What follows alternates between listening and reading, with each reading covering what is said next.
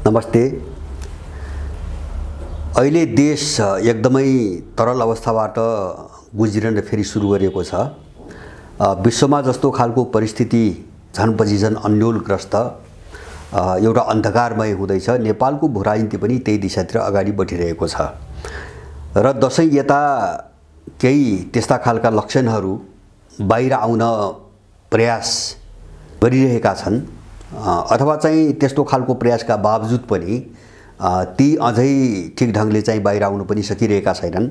मैले आज अलिकति यो पूर्व राजाको जो एउटा दशैंको अवसरमा जुन एउटा सन्देश थियो, सार्वजनिक सन्देश, त्यही प्रश्नसँग जोडिएर भित्र भइरहेका केही गतिविधिहरूलाई अलिकति उजागर गर्ने प्रयत्न गरिरहेको छु। अब मैले पाएको जानकारी अनुसार पूर्व राजाले जो सम्बोधन के अरे चाहिँ सन्देश दिए दशैंको उपलक्ष्यमा, त्यसलाई लिएर उनलाई चाहिँ गिरफ्तार गर्ने अथवा चाहिँ एउटा नजरबन्दमा राख्ने भनेर बाबुराम भट्टराईको पहलमा बालुवाटारमा चाहिँ 2-3 चरण बैठक बसेको सूचनाहरू आएका छन् र यी सूचनाहरू सत्य पनि हुन्। र उनले अब के बोलेका थिए र उनलाई नजरबन्द राख्नुपर्ने आवश्यकता यिनीहरूले देखे। अलिकति यो पाटो कोट्यौं। अब जस्तो राजाको सम्बोधनमा, पूर्व राजाको सम्बोधनमा विशेष गरिकन 5 वटा महत्त्वपूर्ण कुराहरू थिए। एउटा चाहिँ दलहरूले देशको सनातनी महिमा बिथोलेको भन्ने थियो, अथवा हाम्रो देशका सभ्यताहरू, संस्कृतिहरू, हाम्रो देशको गौरव, हाम्रो देशको इतिहास, संस्कार जति पनि चीज छन् यिनलाई गिजोलेको र यसरी गिजोलेर चाहिँ नयाँ नेपाल बन्न सम्भव नभएको भन्ने कुरा उनले उठाएका थिए। दोस्रो महत्त्वपूर्ण बुँदा थियो देश चाहिँ देशी विदेशी हैन अवांछित शक्तिहरूको चाहिँ क्रीडास्थल बनेको अथवा विदेशी शक्तिहरूको एउटा क्रीडास्थल बनेको भन्ने चाहिँ तपाईको उनको चाहिँ अभिव्यक्ति थियो।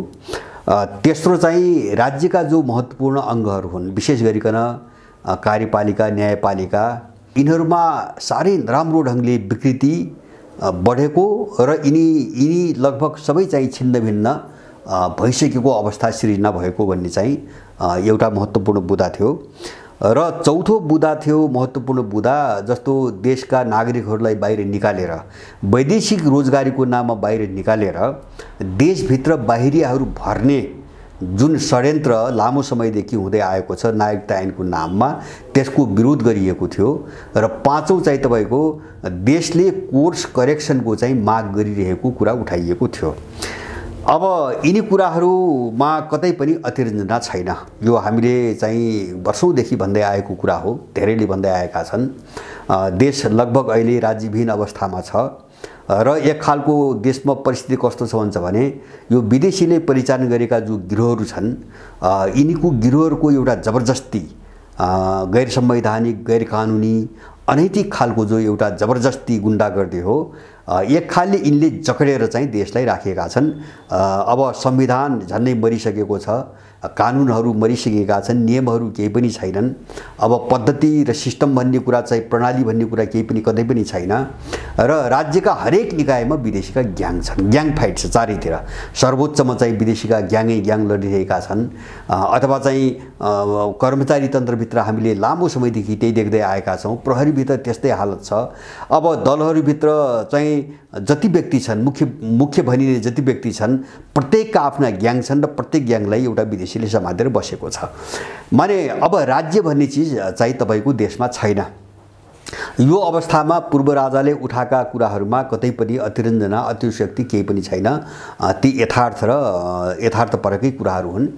सायद मलाई लाग्छ यही चीजलाई उनको यो चाहिँ तपाईको सन्देश बाहिर आइसकेपछि विदेशीहरू अत्तालिए, जसले यिनीहरूलाई बोकेका थिए हैन। विशेष गरिकन कांग्रेस, अब पुष्पकमलको चाहिँ माओवादी, बाबुरामको गिरोह भयो, अब त्यसपछि माधव नेपालको गिरोह भयो।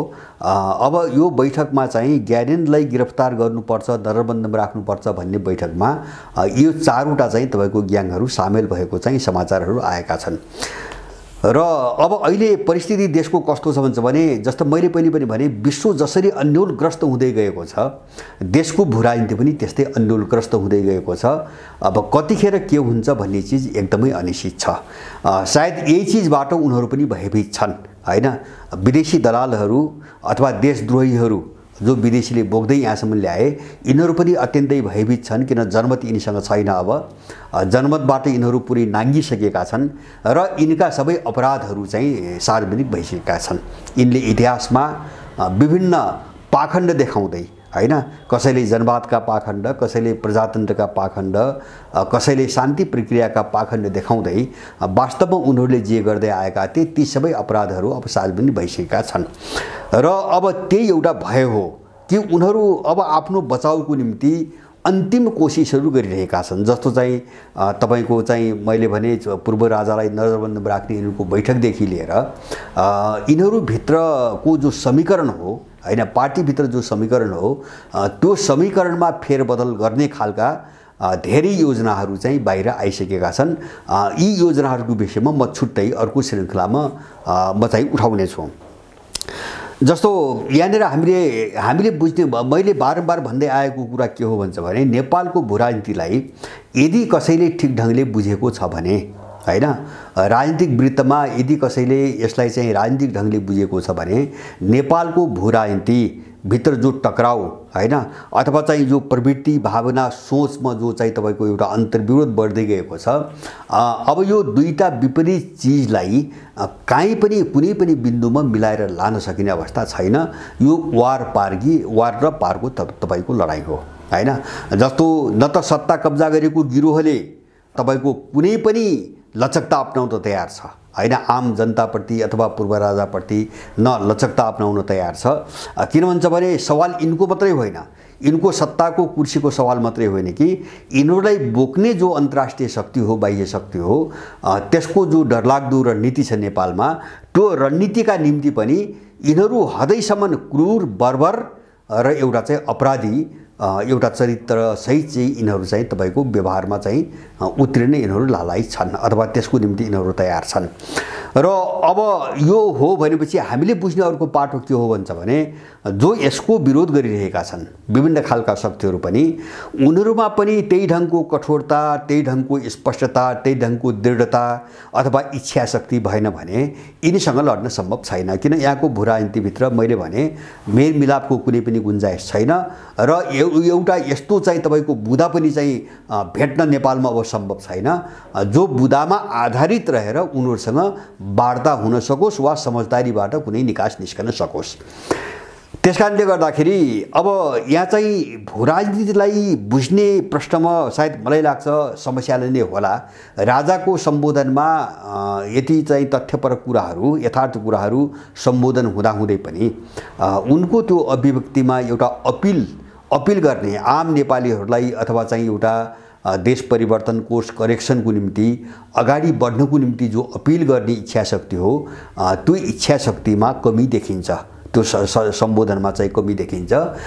मलाई लाग्छ यही कमजोरीलाई यो विदेशी कित्ताले चाहिँ तपाईको दुरुपयोग गर्न कोसिस गरिरहेको छ अथवा यही कमजोरी भन्नाले मैले भने नि नेपालको भूराजनीति हेरिकन एउटा दृढतापूर्वक एउटा निर्णय गरेर अगाडि बढ्ने जो चाहिँ तपाईको इच्छा शक्तिमा जो कमी देखिन्छ त्यसैमाथि उनीहरू खेल्न कोसिस गरिरहेका छन् र राजालाई गिरफ्तार गर्ने अथवा नजरबन्दमा राख्ने यिनीहरूको जुन बैठक बस्यो त्यो बैठकमा सहमति हुँदाहुँदै पनि उनीहरू हच्किएका छन्। अहिले त्यो हच्किनुका पछाडि धेरै चाहिँ कारणहरू छन्। तिनी आन्तरिक केही कारण पनि होलान्, विशेष गरिकन मलाई लाग्छ तिनी अन्तर्राष्ट्रिय कारणहरू हुन्। नेपालको भूराजनीतिभित्र जो अन्तर्राष्ट्रिय चाहिँ तपाईको चाहिँ मुद्दाहरू जोडिएका छन् र शक्ति राष्ट्रहरूका बीचमा ठुलो चाहिँ एउटा सङ्घर्षको अवस्था छ अहिले नेपालको भूराजनीतिमा।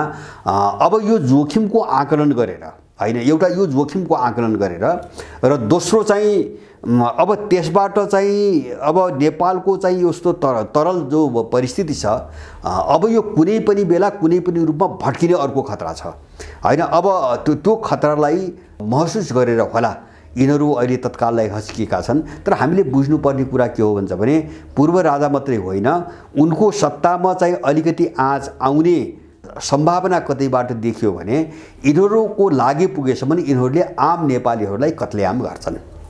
आम नेपालीहरूलाई एउटा संहार गरेर विदेशी सत्तालाई जोगाउने प्रयत्न नै उनको हुन्छ भन्ने कुरामा हामीले शङ्का नगर्दा हुन्छ।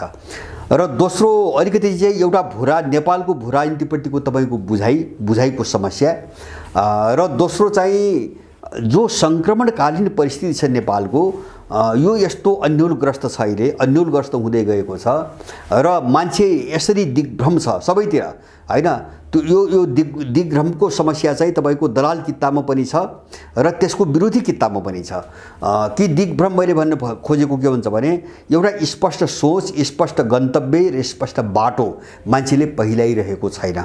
एक खालको भन्नुहुन्छ भने एउटा सुसङ्गठित खालको एउटा नेतृत्वको अभावको कारणले एउटा विश्वसनीयताको वातावरण धेरै कमजोर छ अहिले नेपालमा हैन। सबैतिर सबैको निम्ति विश्वसनीयताको वातावरण एकदमै कमजोर छ र मैले यो कुरो कहाँ उठाउन जोड्न खोजेको भन्छ भने पूर्व राजाको जो चाहिँ तपाईको सन्देशमा आएको अभिव्यक्ति हो त्यसमा चाहिँ अब अगाडि बढ्नुपर्छ भनेर जो एउटा अपिल अथवा संकल्प अथवा चाहिँ तपाईको इच्छा शक्ति सहितको जो आम नेपालीहरूलाई आग्रह गर्नुपर्ने हो र त्यो अनुसार आफूले पनि पहल गर्ने जो चाहिँ तपाईको सोच अगाडि बढाउनु पर्ने हो त्यसमा अलिकति कमी देखिनुको एउटा कारण यो तरलता, अनिश्चयता र एउटा विश्वासको चाहिँ तपाईको सङ्कटले पनि काम गरेको देखिन्छ हैन। जस्तो पूर्व राजाकै हकमै कुरा गर्ने हो भने हिजो जिन्दगीभरि राजाको नाम लिएर चाहिँ तपाईको पेट पाल्नेहरू 63 सालपछि रातारात जसरी आफ्नो चाहिँ कित्ता परिवर्तन गरे, कोल्टे फेरे, यसले गर्दाखेरि तपाईको मानिसहरूमा विश्वास गर्न एकदमै गाह्रो भइरहेको स्थिति छ सबैको निम्ति। त्यो पूर्व राजाको निम्ति मात्रै होइन कि अब त्यो राम्रो काम गर्ने अरू नेपालीहरू अथवा चाहिँ गलत बाटोमा लागेका चाहिँ तपाईको एउटा दलालहरू सबैको निम्ति एउटा अनिश्चयताको वातावरण मलाई लाग्छ यो सङ्क्रमण कालको एउटा विशेषता हो। जुन बेला चाहिँ परिस्थिति एकदम अन्योलग्रस्त हुन्छ, एकदम अनिश्चित दिशातिर अगाडि बढिरहेको हुन्छ।